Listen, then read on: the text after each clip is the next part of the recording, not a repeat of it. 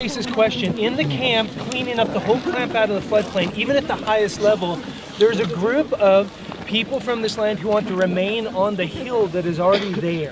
Why can they not stay on the hill in the camp out of the floodplain? And all of the camp gets cleaned up too. So people stay in the camp and the floodplain is clean. Why can that not happen? The Army Corps has instructed the entire area to be Army clear. Corps respond. Why? Okay, here's what I got.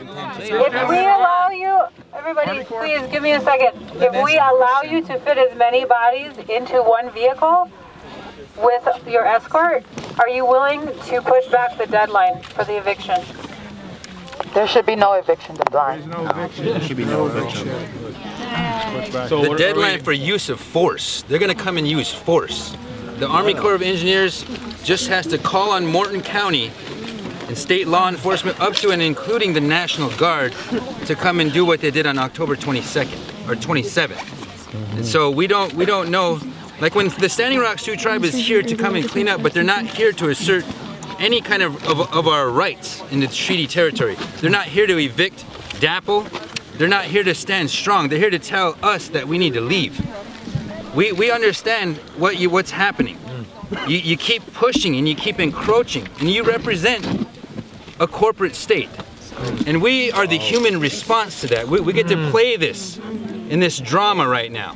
And so we want to know from you, anybody from the Army Corps, are you in a position to say, yes, I can with some level of authority say that I'm willing to consider a pushback of our call for forceful response from North Dakota law enforcement and National Guard. Is that just gentleman right there? Right behind you, to the right of you. Where do you get your lawful jurisdiction? I can make some calls. Colin, hold on. I can make some calls to the people that have the authority to do that, but it is at an Army decision. So, I mean, I can make the call, but at the same time, I'll make the call. Iron Eyes or Chase, you can be there with me while we do this call, but at the same time, we want to get this assessment done. And I will sit down with you and we can talk to the generals. Can you make the call right now? The campers are willing to work with you on that. Right. That's what she's saying. Right. We are the camp.